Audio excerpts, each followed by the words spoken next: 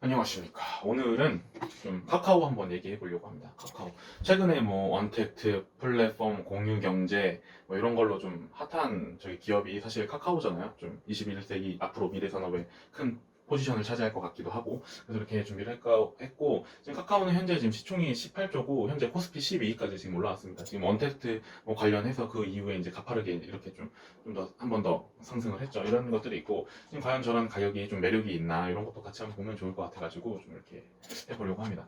지분 구조를 보면 이렇게 지금 더 많은 기업들이 있는데 지금 그 중에서 이제 좀 영향력이 있고 좀 괜찮은 핵심 기업들을 이렇게 줄여놓은 것 같고 보면은 이제 카카오 게임즈, 카카오 페이지, 카카오페이, 카카오뱅크 이런 회사들이 있고 이런 회사들은 지금 뭐 올 하반기 뭐 내년 해서 이렇게 상장을 지금 한다고 지금 얘기가 있고 이런 것들이 이제 상장이 되게 되면 그 공정가치 지분 시장에서 이제 평가를 한번 받으면서 상장이 되니까 그 공정가치가 어쨌든 올라갈 확률이 커지잖아요. 그러면서 이제 지분 가치도 올라가니까 좀 그 부분에서 좀 한 번 더 좋은 이슈가 되지 않을까 하는 부분이 있는 부분입니다. 이렇게 4개 회사들이 이렇게 IPO를 준비하는 상황도 있고 이제 사업별 뭐 이렇게 실적 현황이랑 전망을 보면 좀 매출액은 앞으로도 계속 20% 이상 성장을 할 것이다. 뭐 이런 것들이 보이고 그다음에 좀 보면 웬만한 저 플랫폼 쪽 이런 것들 다 이제 톡비즈 이런 거 신사업 이런 것들이 뭐 증가를 하는 숫자가 보이는데 그 중에 이제 포털비즈가 이제 좀 크게 증가하지도 않고 좀 빠지는 부분이 있잖아요. 이런 게 이제 네이버랑 뭐 구글이랑 이쪽에서는 좀 사실 게임은 안 된다. 이걸 자기네들이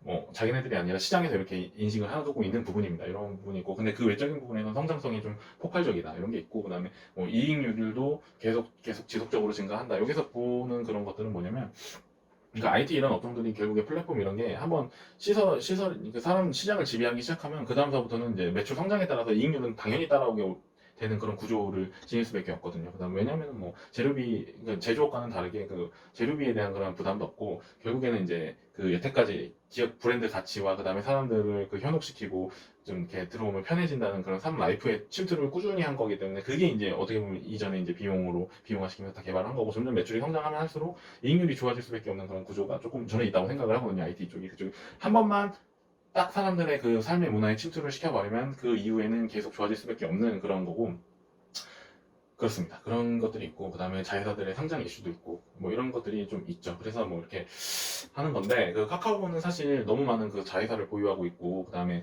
좀 전통 제조업 구조가 아니어가지고 이렇게 사업 평가를 하고 하는 게 좀 힘들기는 한데 그래도 이렇게 한번 보면 큰 도움이 될 것 같아서 이렇게 좀 얘기를 하는 게 좋을 것 같고 보면은 이제 증권회사에서 좀 이렇게 좀 간략하게 좀 표현해 놓은 게 있더라고요. 그래서 어떤 식으로 증권회사에서 간략하게 해놓은 게 있나 여러 가지 보다 보니까 좀 편한 게 좀 진짜 한눈에 딱 들어오는 게 있어서 이렇게 좀 평가하는 방법을 좀 공유를 해서 좀 이렇게 발전해 나가면 좋을 것 같아가지고 이렇게 또 준비를 했고 보시면은 지금 뭐 우리 톡 제일 많이 하잖아요. 톡 사업 가치는 어떤 식으로 산정을 했냐면 이게 이제 뭐 그냥 단순히 경쟁사 퍼 구해서 그쪽에다가 이제 우리가 벌어들인 뭐 이익이 순이익이 이 정도니까 그냥 퍼 이렇게 곱해서 뭐 한 7조 정도 7조 3천억 정도 된다. 그다음에 포털 비즈 사업 가치는 뭐 알파벳이니까 뭐 구글이죠. 구글 뭐 퍼를 이렇게 했더니 뭐 19.3이고 우리가 더 벌어들인 순이익은 뭐 천억 정도가 되고 뭐 그래서 한 뭐 이렇게 곱하니까 2조 뭐 이렇게 좀 넘는다. 뭐 이런 식으로 가치를 쭉쭉쭉 산정을 하는 겁니다. 그렇게 쭉쭉 산정하는데 좀 특이하게 보이는 게 이제 모빌리티 사업 지분 가치라고 있는데 이거는 이제 밑에 자회사로 이제 두고 있거든요. 뭐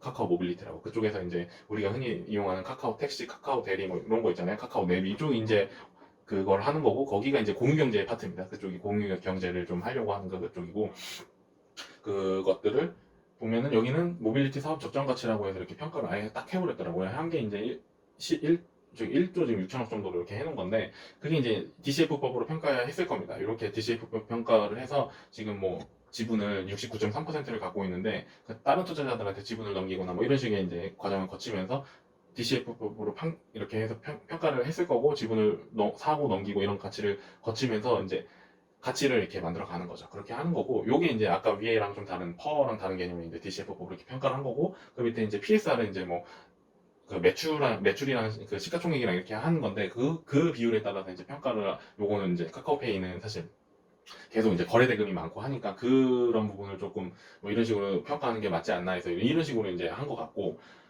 이런 식으로 이제 지금까지 퍼로 하고, 그 다음에 요 밑에 보면 카카오 페이지 사업 가치가 또 나오죠. 이게 이제 DCF법으로 했을 확률이 좀 큰 것 같고, 이런 식으로 이제 하고, 그 다음에 음악 사업 지분 가치가 이제 여기 이제 멜론을 갖고 있습니다. 카카오가 멜론이 카카오 회사입니다. 그런 걸 갖고 있는데, 그것들은 이제 경쟁사 회사들이 이제 엔터 쪽에 가까우니까 SM이랑 뭐 YG랑 이런 회사들은 퍼가 이 정도니까, 우리가 음원에 대한 이런 거는 이 정도 가치는 받아야 되지 않냐, 이런 식으로 이제 다 평가를 하는 겁니다. 뭐 뱅크도 뭐 뱅크는 또 특이하게 PBR로 있고, 그러니까 이런 걸 보면은 이거를 여기다가 PER로 좀 산정을 해서 가치를 산정하기에 PER이 너무 끝도 없이 증가를 하니까 이거를 PBR로 이제 조금 이 정도만 배수를 넣어서 이렇게 한 거죠.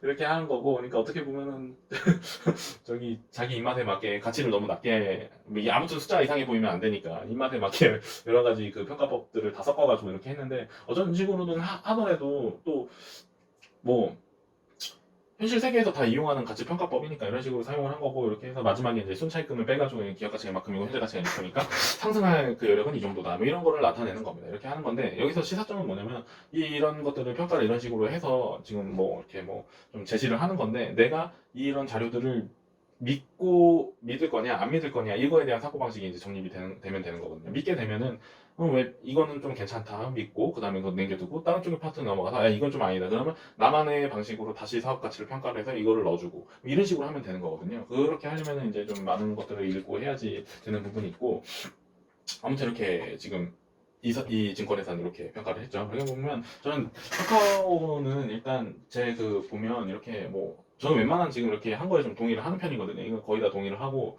이렇게 좀 될 것 같기도 하고 더 잘 될 것 같기도 하고 한데, 뭐 모르죠. 경쟁사 네이버도 겁나 크고, 그다음에 뭐 이제 글로벌 시대니까 구글도 존재하고 좋은 회사들이 많잖아요. 뭐 중국의 텐센트도 있고, 이런 것들을 보면 좀 뭐 안 좋을 수도 있고 뭐 한데, 어쨌든 간에 이제 제가 생각하는 카카오는 이제는 꽤 진입 장벽도 높고, 그다음에 이제 한국에서만 봤을 때는 경쟁사가 이제 네이버 말고는 크게 이제 보이지도 않는 부분도 있고, 뭐 이런 것들이 있으니까 그냥 카카오가 과연 네이버를 좀 포털에서는 좀 많이 뒤지지만 그냥 쇼핑 이쪽에서도 좀 뒤지는 것 같고 한데, 그런 부분을 또 어떻게 침투를 잘해서 또 더 좋은 사업성을 키워 나갈 부분이 있지 않나, 이런 것들을 꾸준히 좀 어떤 뉴스를 읽고 좀 이렇게 좀 하면 좀 좋은 시야가 좀 되지 않을까, 이런 생각을 좀 해봅니다. 네, 그런 게 좀 있고, 네, 그렇습니다. 그렇게 마치도록 하겠습니다. 안녕.